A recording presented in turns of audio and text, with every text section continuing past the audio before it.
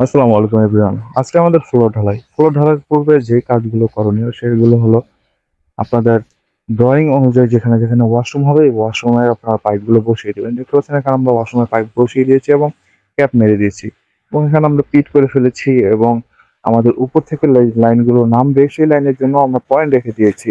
উপরে যে ভার্টিক্যালগুলো নামবে এসে এখানে কানেকশন হয়ে যাবে। এবং মোস্ট ইম্পর্টেন্ট যে কাজগুলো করবেন সেগুলো হলো আপনাদের মোটরের লাইনগুলো করে রাখবেন। দেখতে পাচ্ছেন আমাদের টাঙ্কি হলো ওই যে ওইখানটায়। হ্যাঁ, টাঙ্কি থেকে আমরা ২ টি লাইন বের করে আমরা এখানে এনে রেখে দিয়েছি সিঁড়ির নিচে। এটা কিন্তু পরবর্তীতে সিঁড়ি হবে।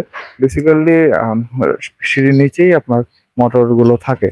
তো ওই অনুযায়ী আমরা এখানে মোটরের লাইনগুলো এখানে এসে রেখেছি এবং টেম্পোরারি আমরা একটা মোটর লাইন করে দিচ্ছি। যাতে করে এখানে পানি-পুনি ব্যবহার করতে পারে। এবং ডোর পাইপ দিয়ে যে লাইনটা দেখতে পাচ্ছেন মাটির নিচে এটা হলো ওয়াসার লাইনের।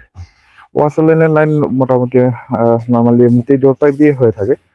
আর এমনিতে চারপাশে যেখানে যেখানে ড্রয়িং এ ওয়াশরুম আছে আমরা ওই অনুযায়ী আমরা এখানে পাইপ বসিয়ে দিয়েছি ৪ ইঞ্চি, ১.৫ ইঞ্চি, ২ ইঞ্চি।